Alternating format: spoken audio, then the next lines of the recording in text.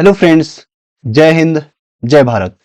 Army exams के लिए maths की हम प्रैक्टिस कर रहे हैं। आज हमारी प्रैक्टिस क्लास 21 है। इससे पहले मैं आपको 20 क्लासेस करवा चुका हूं। आप लोग प्लेलिस्ट में जाकर देख सकते हैं। मिक्स क्वेश्चन प्रैक्टिस करने का एक फायदा ये होता है कि आपको हर टॉपिक के क्वेश्चन रिवाइज होते रहते हैं और फॉर्मूले आपको रिवाइज होते रहते हैं।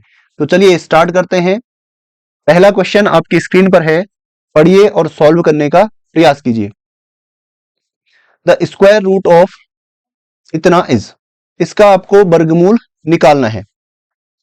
देखो, इसके ऑप्शन पे अगर आप ध्यान से देखेंगे तो सब जगह पे 8 और 6 है, ठीक है। तो यहां पे आपको ध्यान देना है, दशमलव के बाद कितने अंक है? 2।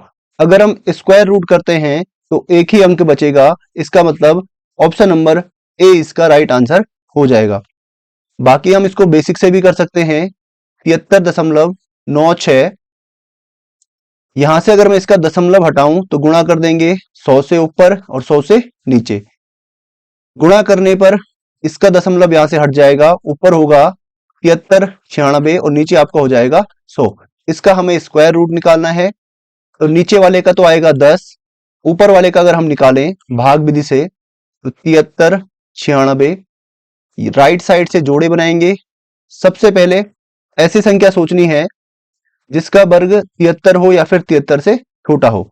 तो 8 का वर्ग होता है 64, तो 8 8 64। इस 8 को यहाँ पे ऐड भी हम कर लेंगे, 8 और 8 16। इसको थोड़ा सा हम साइड में रखेंगे और यहाँ पे थोड़ी सी जगह छोड़ देंगे। 73 में से 64 गया, यहाँ बचेगा आपका 9। उतर के आएगा ये पूरा जोड़ा 96 का। अब यहाँ पे हमें ऐसी संख्या रखनी है जिसको यहाँ पे रखने से इतना हमें मिल जाए। जैसे अगर मैं यहाँ पे 6 रखूं, क्योंकि 6 6 छका 36 होता है, तो यहाँ पे भी मुझे 6 ही रखना पड़ेगा। या फिर 4 चौको 16 होता है, या तो 4 या फिर 6। तो 6 छक्का 36, 6 छक्का 36 और 3 3 39, 6 कम 6 और 3 9। तो इसमें से ये गया 0। तो इसका जो वर्गमूल आएगा वो कितना आएगा? 96, सॉरी 86। तो इसको अगर मैं 10 से डिवाइड करूं तो इसके यहाँ पे एक अंक से पहले दशमलव लग जाएगा, 8.6। Option number A. चलिए इसको सॉल्व कीजिए। इसका आपको क्यूब रूट निकालना है।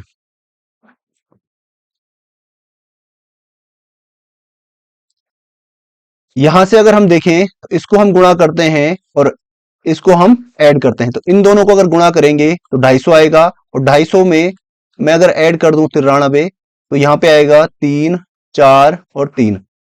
तो क्यूब रूट 343 बटे 125।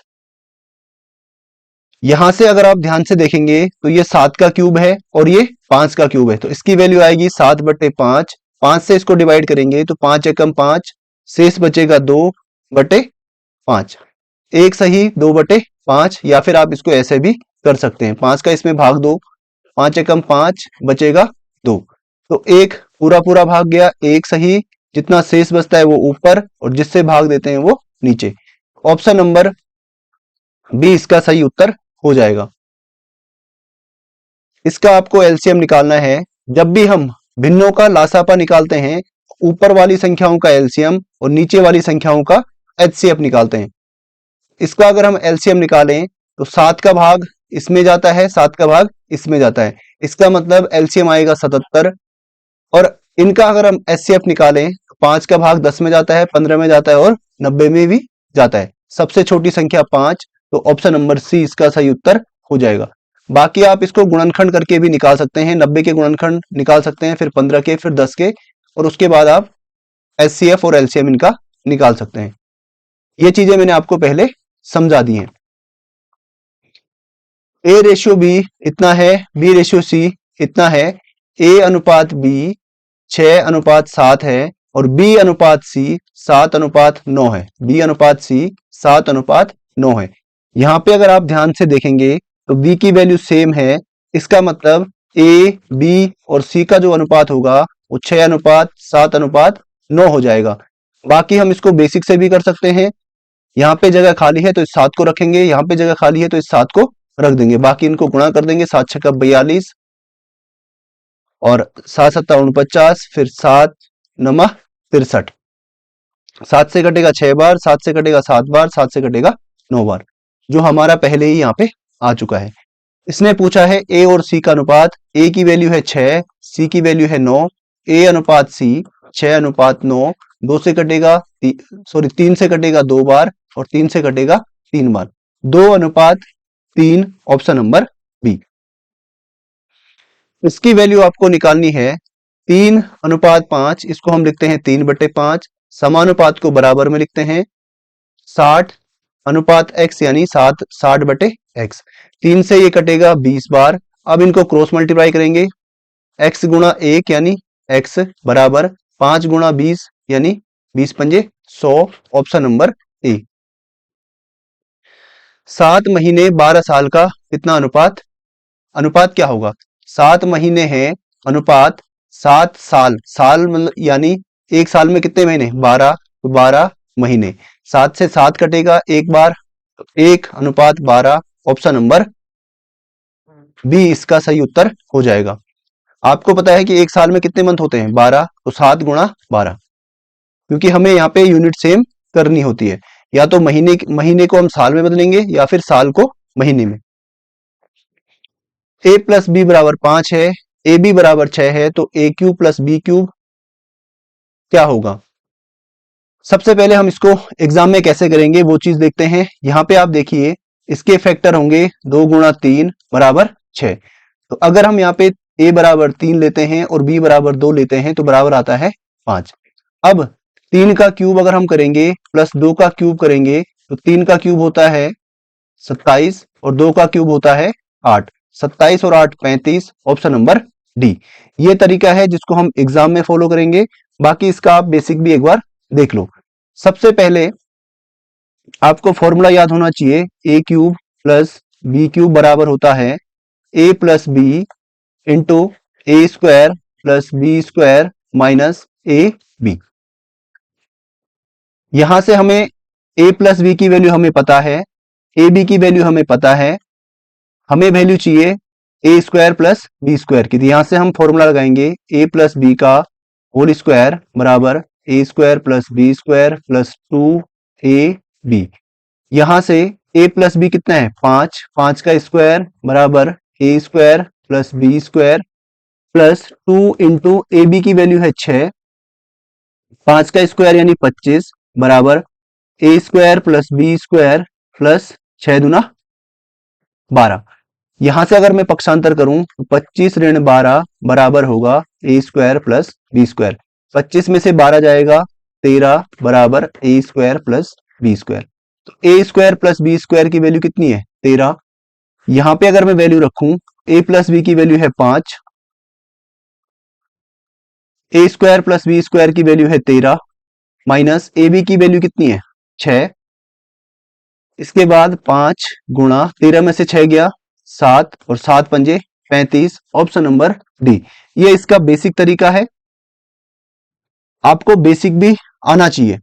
अगर आपको बेसिक आता है तो आप एक भी क्वेश्चन एग्जाम में छोड़ेंगे नहीं। आप उसको चाहे आपको थोड़ा सा टाइम ज्यादा लग सकता है लेकिन सारे क्वेश्चन आप अटेम्प्ट कर लेंगे। इस क्वेश्चन से को सॉल्व करने से पहले कुछ फॉर्मूले आप याद कीजिए। साइन 90 माइनस थीटा बराबर होता है cos 90 minus theta, sorry cos theta. एक सेकेंड,